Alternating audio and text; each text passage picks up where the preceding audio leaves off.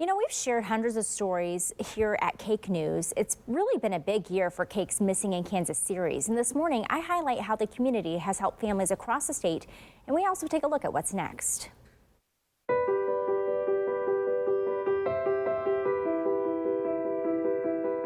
400 stories and counting. That's how many we've shared since starting our investigative series, Missing in Kansas, looking at children and adults who have vanished. Disheartening and frustrating by the fact, you know, I want to be honest, my son was a heroin addict. And as a mom, that hurts anyways, you know, when you find out that they're doing all of those things. Zachary Anderson was last seen nearly 3 years ago. Though his mom, Mary, does not believe he's alive, she is grateful for the community with giving her son a voice. Zach has a criminal past. Like families of other missing adults, she feels like his case has been swept under the rug. We went all these months without nobody looking for him. And not telling us that they weren't looking for him. And I'm not gonna lie, we were angry. I'm angry at a lot of things, you know. I'm upset because of the choices that he's made. I'm upset with nobody really telling us what to do and how to help. Now his story is getting more exposure thanks to the Kansas Bureau of Investigation's new Missing Persons Database, which shows missing children and adults, their cases in real time. My child has not been missing. He's at home, and it's made a mockery in school. Yet the database is not perfect. We've discovered some cases are old. We found one child's name was listed months after being found. One on the National Center for Missing and Exploited Children had been up for years after the girl was located. I help get those cases corrected on those servers, and every day I update one of my own. I've created this Missing Persons Database where I put together information on the different people that we've shared, details about their disappearance, anything that can help with their case and find out what exactly happened. And thanks to Missing in Kansas, law enforcement agencies say that they are definitely seeing results. I've talked to multiple occasions, you know, and to parents, and they're like, yeah, we saw the picture on TV, or, you know, I saw this person on the news and stuff, and I know that that's your report that they're seeing it off of, so I think that's a huge help. John Biagini has been in law enforcement for 20 years, working as a school resource officer and now with the Exploited and Missing Child Unit. He helps find runaway youth in Sedgwick County. He says in regard to missing people, every minute counts. With the help of social media, people recently were able to find a runaway fast. Somebody called and said, oh yeah, hey, he's here. He's sitting in a booth eating an ice cream cone, and boom, that was it. Literally 10 minutes after we had contacted Charlie, and it was put out over social media. Does that surprise you, that kind of response? Yeah, well, it does. Yeah. It does. But, you know, it's a good surprise. Yeah. I mean, because you're adding more sets of eyes, because everybody's looking at their phones. Everybody checks Facebook, sure. You know, and for it to pop up and see, oh, hey, that's the kid that's sitting right there. Yeah, maybe I better call. So, and if we didn't have that information, we'd go several more hours looking for these kids.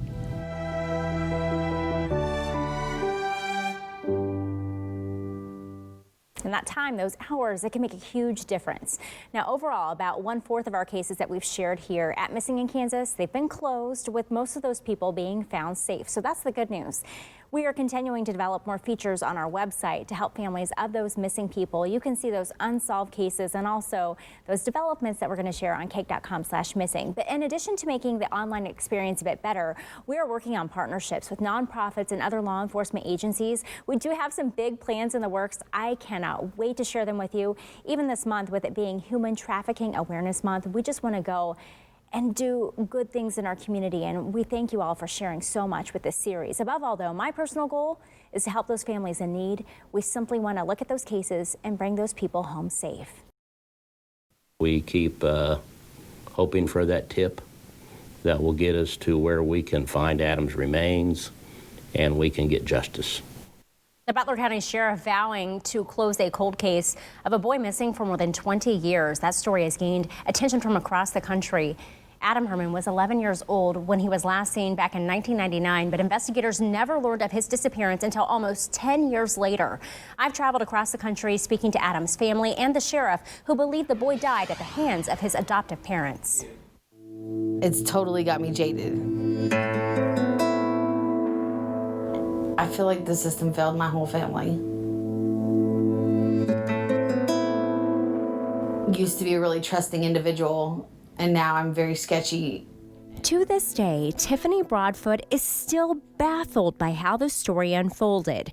It was 2008 when she learned her younger brother had disappeared. The problem? He was last seen nearly 10 years before. Adam Herman, born Irvin Greninger III, was adopted at a young age.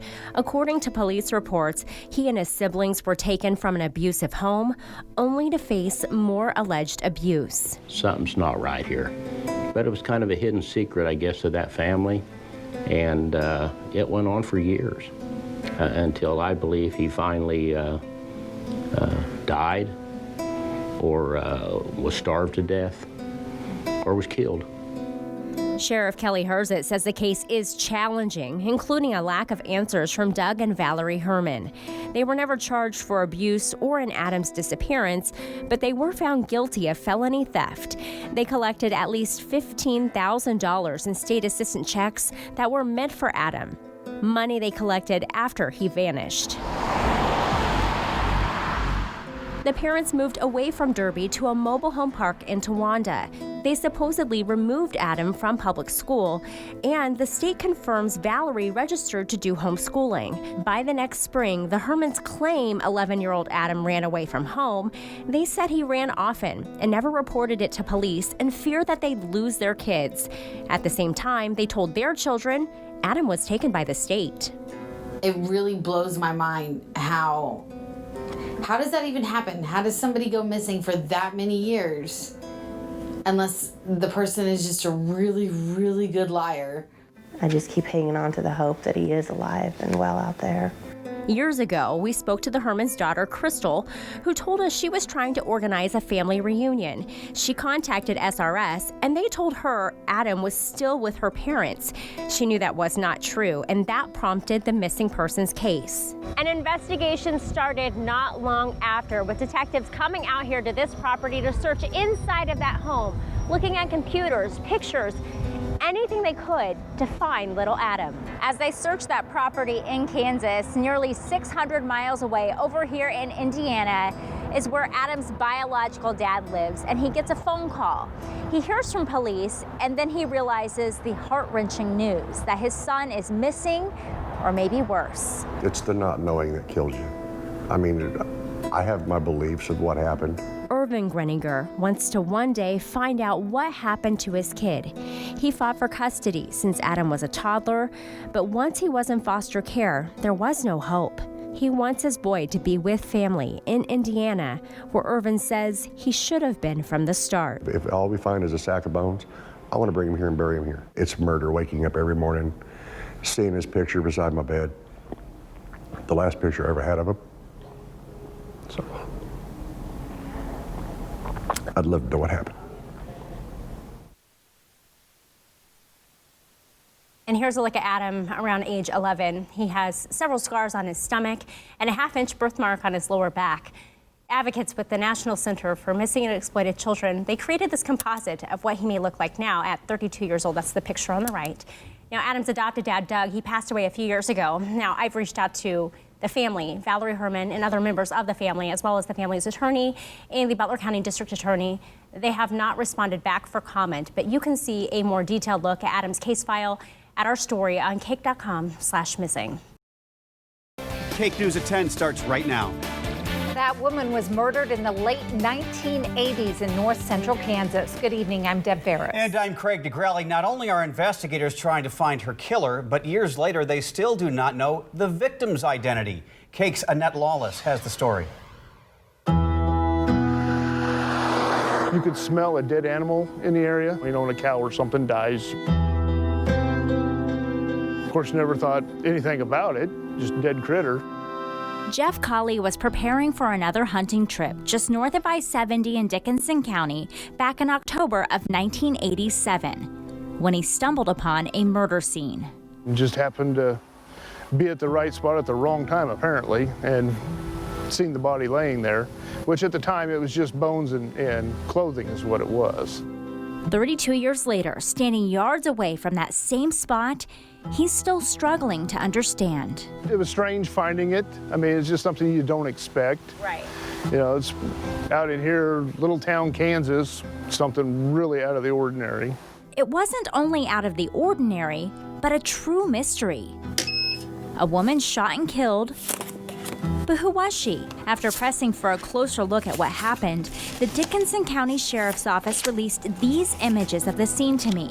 Clues have taken detectives across the country. We know that a plastic bag was found near her body. It traces back to a grocery store in Bakersfield, California. For years, the only evidence police would share with the public was this, the maroon t-shirt she was wearing. It reads, "Astronaut Cross Country. We believe in state championships 1980. It's from a high school in Titusville, Florida. Police from that area tell me no missing people match her description. I've even worked with the high school from the t-shirt, getting the cross-country team roster and going through members one by one. Nobody knows Jane Doe. She's a black woman, believed to have been in her 40s or 50s, 5'2" to 5'5". She was wearing Sugar Baby's tennis shoes and jalapeno denim jeans, brands that I found were likely sold at department stores. Captain Jerry Davis taking me back to where she was found. Back then, it was a popular place to hunt, but a place you would likely only go to if you knew it well. I mean, it could be somebody just happened off the interstate and drove some winding roads back to get up in here. This area is kind of off the beaten path, really. Do you think with all the time that's passed, there's any hope of figuring out who this Jane Doe is? Oh yeah, I don't give up hope. There's always a possibility.